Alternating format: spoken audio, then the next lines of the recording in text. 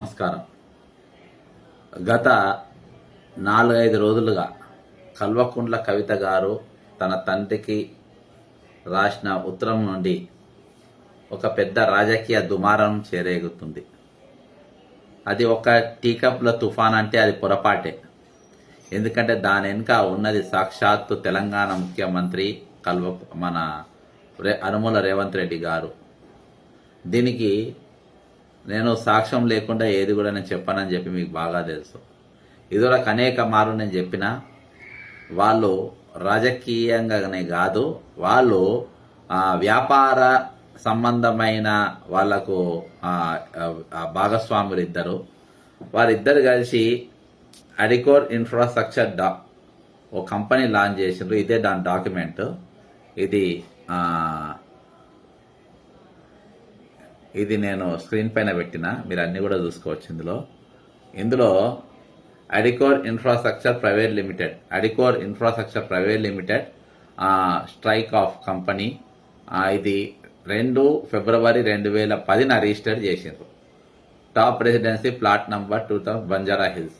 ఎప్పుడు 2010 ఫిబ్రవరిలో ఏమైతుంది, తెలంగాణ ఉద్యమం ఉవ్వెత్తున జరుగుతూ ఉంది. చాలా మంది తెలంగాణ కోసం ప్రాణాలు ఇస్తున్న తరుణంలో, చనిపోతున్న తరుణంలో వాళ్ళు ఈ కంపెనీ పెట్టారు. ఈ కంపెనీ ఇద్దరు డైరెక్టర్లతో పెట్టిండ్రు. ఇక ఇద్దరు డైరెక్టర్ ఎవరెవరు ఉన్నారో చూద్దాం. ఇది కంపెనీ రిజిస్ట్రేషన్ నంబర్ ఇదంతా. ఇవాళ ఈ కంపెనీ ఎండ్ల కూడా మనకు కనిపించదు. ఇంకా ఇది 2012 ఇదంతా. ఇది మినిస్ట్రీ ఆఫ్ కార్పొరేట్స్ కూడా ఎగిరిపోయింది ఇది, ఎందుకంటే వాళ్ళు తీసేసిండ్రు. అప్పటికే మనం తీసుకున్నాం. ఇక దీనిలో డైరెక్టర్ ఎవరో చూద్దాం. ఫస్ట్ కల్వకుంట్ల కవిత, తర్వాత సూదిని సృజన్. ఈ సూదిని సృజన్ ఎవరు? ఒకసారి సూదిని ఇంటి పేరు ఎవరిది? రేవంత్ రెడ్డి వారి మిసెల్ది. అంటే సూదిని జైపాల్ రెడ్డి, సూదిని మనోహర్ రెడ్డి, ఇంకో బ్రదర్ ఉన్నాడు సూదిని మనోహర్ రెడ్డి కొడుకు ఈ సూదిని సృజన్. అంటే రేవంత్ రెడ్డి గారికి బావమరిది అవుతాడు. ఇక్కడ దాకా కంపెనీ వీళ్ళిద్దరి మధ్యలో ఉన్నారు కదా, వీళ్ళిద్దరు కలిసి డైరెక్టర్లు ఉన్నారు కదా. దీని తర్వాత ఇంకా ఇద్దరు డైరెక్టర్లు అవుతారు. ఇంకా ఇద్దరు డైరెక్టర్లు అవుతారు. ఎవరెవరు అవుతారు? Past directors Adicor infrastructure private limited. అంటే ముందున్న వాళ్ళు ఎవరు? విందుల మందుల, అనుముల రేవంత్ రెడ్డి. వీళ్ళిద్దరు. విందుల మందుల అంటే ఎవరు? అమెరికా ఈమె, ఎన్ఆర్ఐ కింద ఉన్నది రాసి. ఈమెవరు? అనుముల రేవంత్ రెడ్డి. ఆయన బినామీ సృజని సృజన్ కంటే ముందు ఈయనుండే అనుముల రేవంత్ రెడ్డి. వీళ్ళిద్దరు కలిసి పెట్టిండ్రు.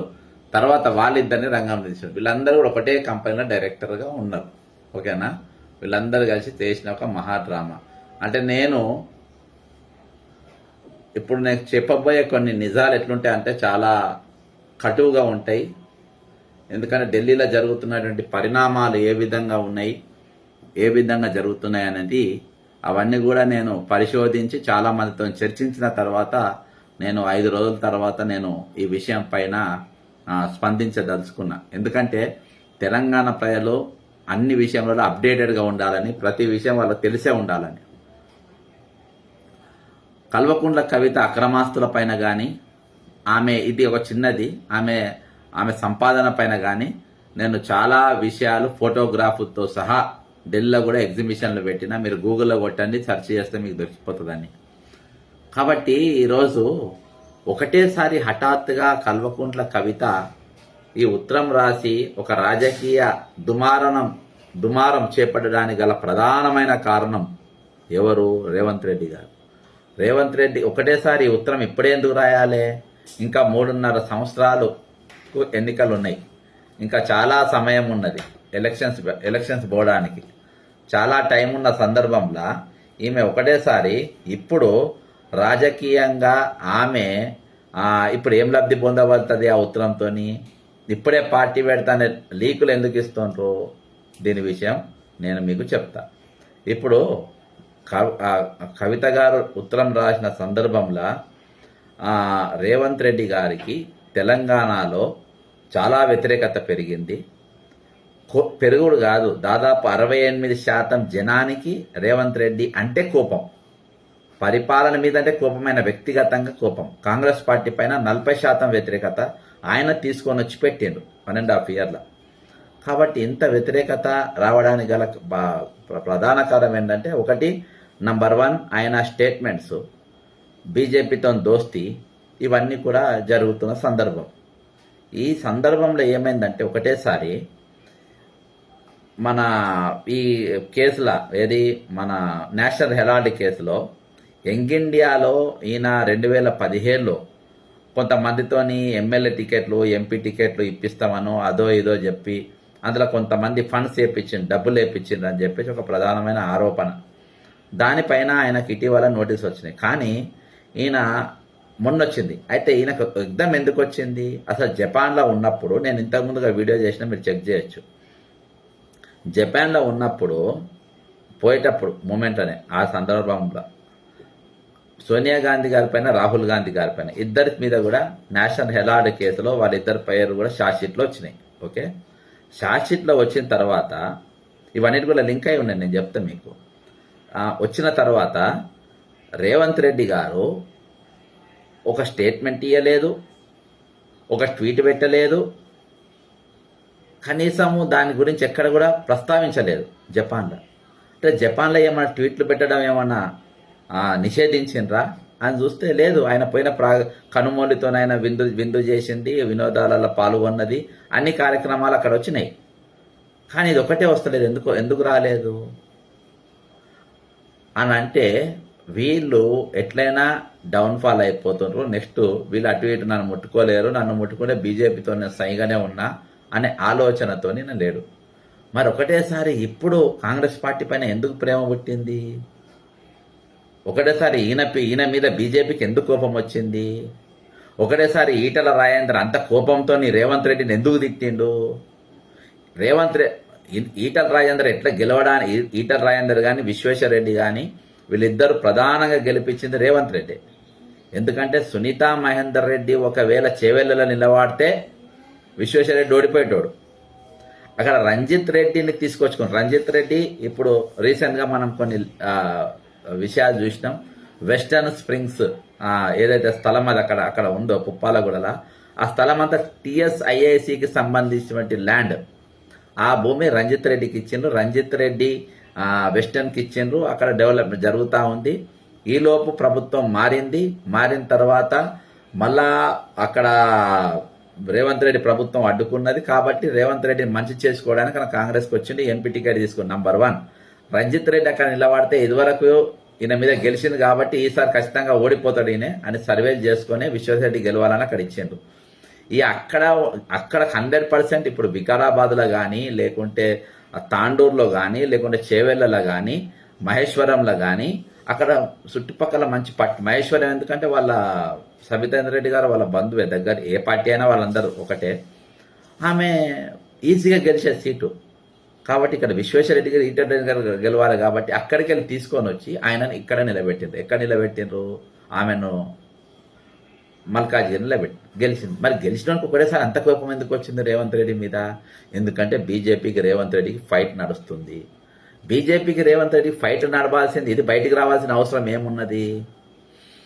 కాబట్టి నేను ఎక్కడ కూడా బీజేపీ నాయకులు ఎవరు కూడా మీరు అతిశయోక్తి కావద్దు, ఎక్కడ కూడా మీరు తొందరపడాల్సిన అవసరం లేదు.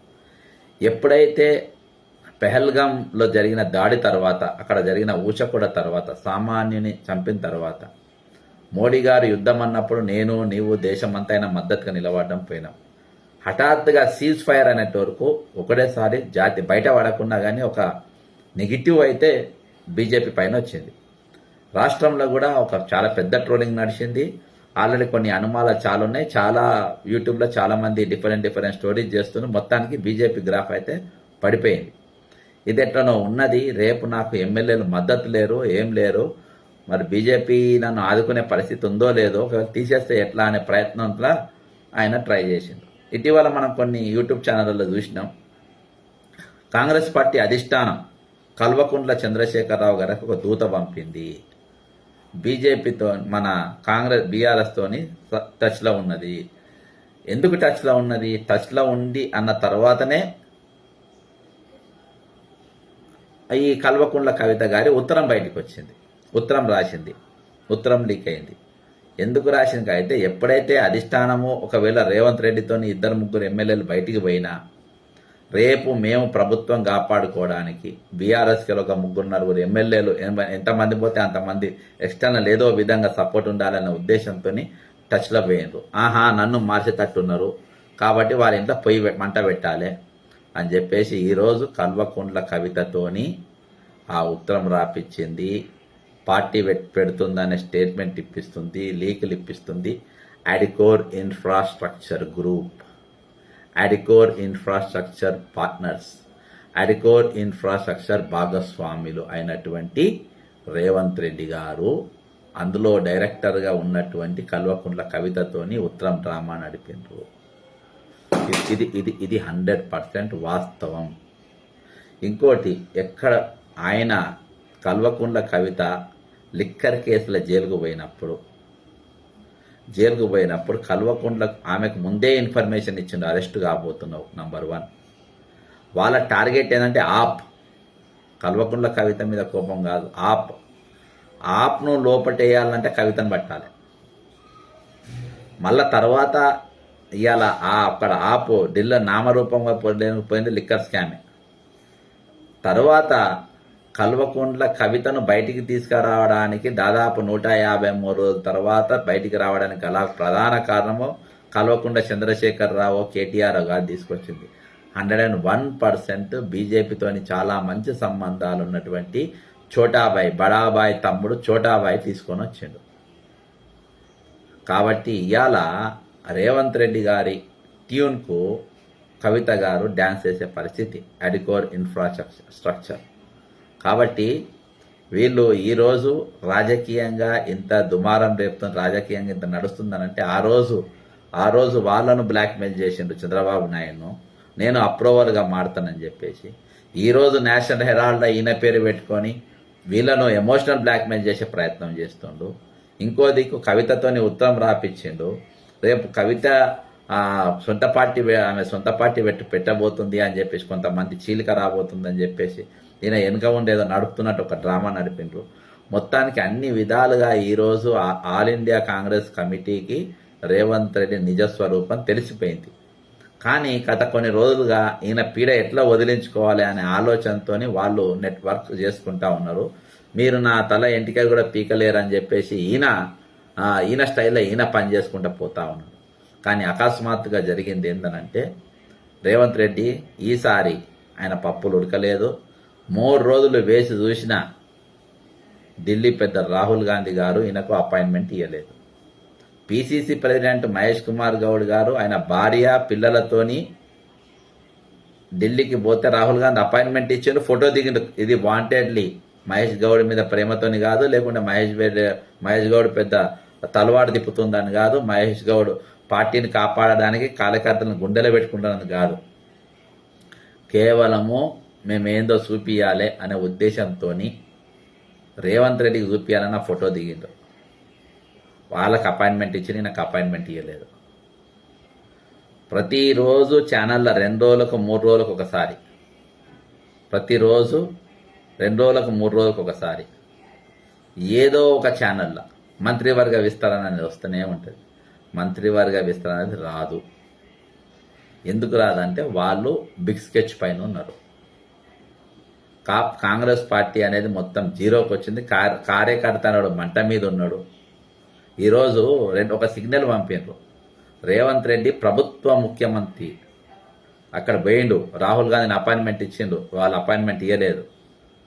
కాంగ్రెస్ పార్టీ పెద్ద అయినటువంటి మహేష్ గౌడ్ పోతే ఆయనకు అపాయింట్మెంట్ ఇచ్చిండు. అంటే నీ ప్రభుత్వం కంటే నీ అధికారం కంటే రేవంత్ రెడ్డి మా పార్టీ మాకు ఇంపార్టెంట్ అనేది రాహుల్ గాంధీ ఒక సిగ్నల్ బయటికి పంపిండు. అది అర్థం చేసుకోవాలి. రకరకాల విశ్లేషణలు వస్తున్నాయి. కానీ నేను ఈటల రాజేందర్ కోపం రావడానికి కొన్ని ఒకటేసారి ఇవన్నీ తర్వాత ఇవన్నీ కూడా పహల్గాం తర్వాత జరిగినాయి. బీజేపీకి అప్పటిదాకా ఎప్పుడు జరగలేదు.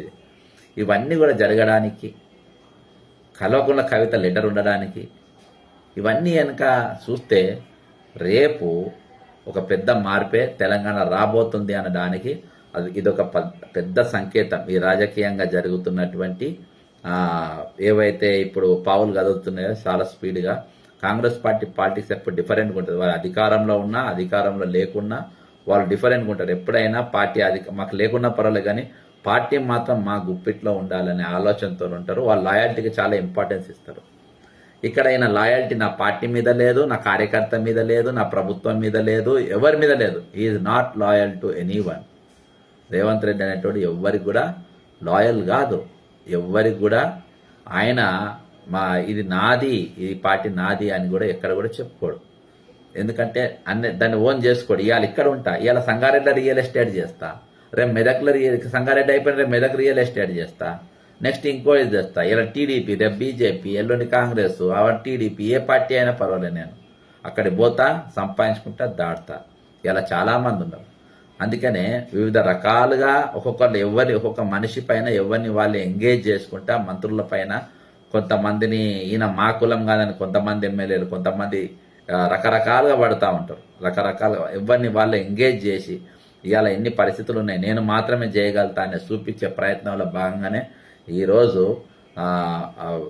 ఎమ్మెల్యేలు కానీ, ఇటు మాదిగా ఎమ్మెల్యేలు బయటికి వచ్చి మాట్లాడడం కానీ, కవిత ఉత్తరం కానీ, ఈరోజు అన్ని రకాలుగా ఇవే జరుగుతూ ఉన్నాయి. ఇంకోటి, ఒక దిక్కు పెహల్గాం దగ్గర ఊచకొత జరుగుతాయి, ఇక్కడ నువ్వేమో బ్యూటీ కాంటెస్ట్ పెడతావు. అక్కడ దేశవ్యాప్తంగా, ప్రపంచవ్యాప్తంగా నవ్వుల పాలయ్యే పరిస్థితి వచ్చింది ఈరోజు కాంగ్రెస్ పార్టీ ముఖ్యమంత్రి అంటే. ఎందుకంటే కాంగ్రెస్ పార్టీ ప్రపంచమంతా కూడా రాహుల్ గాంధీని, సోనియా గాంధీని గుర్తుపట్టే పరిస్థితి. ఆ పార్టీ ఎమ్మెల్యే ఇట్లా మన దగ్గరతో పోయిన వాళ్ళను సుందరి మండలతో ఈ విధంగా బిహేవ్ చేసింది అనేది ఈరోజు ప్రపంచవ్యాప్తంగా ఈ మెసేజ్ పోయింది. తెలంగాణ పరువు కాదు, భారతదేశ పరువు తీసినటువంటి వ్యక్తి రేవంత్ రెడ్డి. కాబట్టి ఏ విధంగా ఉన్నా ఈయనను కంటిన్యూయేషన్ చేయడం వల్ల మనకు నష్టమే కానీ లాభం కాదు అనేది వాళ్ళు చాలా స్ట్రాంగ్గా నమ్ముకొచ్చారు. ఇకపోతే నేను సబ్ టైటిల్ పెట్టిన తీరుగా, నేను కల్వకుంట్ల కవిత పైన ఢిల్లీలో ఎగ్జిబిషన్ పెట్టిన, అంతేకాకుండా లిక్కర్ రాణి అని ఈమె అక్రమ ఆస్తుల పైన ఫోటోలతో సహా ఈడీకి కానీ, సిబిఐ కానీ, అన్నిట్లా గవర్నర్ కానీ అందరికి చాలా కంప్లైంట్ ఇచ్చిన. ఈమె 2016 పేపర్ లీకేజ్, దానిలో ఈమె పాత్ర ఉందని చెప్పి నేను కేసు పెట్టినా. కాబట్టి ఇవన్నిటిపైన అనేకమైన విషయాలు ఉన్నాయి. ఎక్కడ కూడా రేవంత్ రెడ్డి ఏ రోజు కూడా మాట్లాడు. ఒక సందర్భంలో కేటీఆర్ కానీ ఛాన్స్ లేదు, నువ్వు ముఖ్యమంత్రి కావు, ఎందుకంటే ఆల్రెడీ కవితకే ఛాన్స్ ఉంది, ఆమెనే ముఖ్యమంత్రి అవుతాను కూడా అన్నారు. అంటే నువ్వు కోతే నేను కాకుంటే నువ్వు అనేది సైప్. ఈరోజు వీళ్ళిద్దరి దగ్గర విచ్చరవిడి డబ్బు ఉన్నది. వీళ్ళ దగ్గర ఉన్న డబ్బు నాకు తెలిసి ఎవరూ లేరు. ఈరోజు వీళ్ళిద్దరికి ఒక కామన్ పాయింట్ ఉన్నది, రేవంత్ రెడ్డి గారి కవితకు ఇద్దరికి ఒక కామన్. రేవంత్ రెడ్డి అనేటోడు టీడీపీలు ఉంటాడు, టీడీపీని బొందబెట్టేసాడు, కాంగ్రెస్కి వచ్చిండు. కాంగ్రెస్లో బీఆర్ఎస్తో ఎక్కడ కూడా ఉద్యమం జరగలేదు, పార్ట్నర్షిప్ చేసిండు, వ్యాపారం చేసిండు. ఇలా చూస్తున్న మేయా కృష్ణారెడ్డిని తీసుకొచ్చుకుంటూ మన కోడంగల్ లిఫ్ట్ ఇరిగేషన్ వర్క్ ఇచ్చిండు. ఆయన మీద ఎంక్వైరీ లేదు, ఒక ఫైటింగ్ లేదు, ఏం లేదు. ఇంకొకటి అతి ముఖ్యమైన ఘట్టం నేను చెప్తా. ఎప్పుడైతే కల్వకుంట్ల కవిత ఉత్తరం రాస్తుందో, ఉత్తరం రాసిన తర్వాతనే మీకు కేటీఆర్ పైన కేసీఆర్కు నోటీసులు వస్తాయి, కాళేశ్వరం పైన కేసీఆర్కు నోటీసులు వస్తాయి, మరి ఏసీబీ నోటీసులు ఏమో కేటీఆర్కి వస్తాయి, మీరు రావాలి ఎంక్వైరీకి అని. ఎందుకంటే కవిత లెటరు ఇవన్నీ కూడా ఒక లింక్ అయి ఉన్నది. ఇది కాంగ్రెస్ పార్టీ రేపు నన్ను గిన్నె తీసి మీరు కాంగ్రెస్ పార్టీకి ఏమైనా మద్దతు చేసే ప్రయత్నం చేస్తే ఈ విధంగా మీరు లోపడిపోతారు. నేను బీజేపీ ఒకటై మీ ఇద్దరిని జైలుకు పంపుతా అనే సిగ్నల్ ఈరోజు రేవంత్ రెడ్డి గారు ఇస్తుండ్రు. స్పష్టంగా ఇది మనకు కనబడుతుంది. కాబట్టి ఇవన్నీ కూడా ఒకటొక దానికి ముడేస్తే ఇవన్నీ కూడా ఫైనల్గా ఒక దీని సారాంశం ఏంటంటే, ఈరోజు వీళ్ళిద్దరూ ఇటు కవిత అనేట ఆమె బీఆర్ఎస్కు చెడ్డ పేరు తెచ్చిన లిక్కర్ కేసులా ప్రతి దాంట్లో ఏలు పెట్టి ప్రతి దాంట్లో ఇది చేసి లాస్ట్ తిహార్ జైలుకు ఈమె గొప్ప పని మీద పోలేదు, దొంగ పని మీద పోయింది. నంబర్ 1 అదో అందరూ ఒప్పుకోవాలి. సారాయిలు అమ్ముకొని తెలంగాణ సరిపోలేదా, అక్కడ పోయి అమ్ముకోవాలన్నా?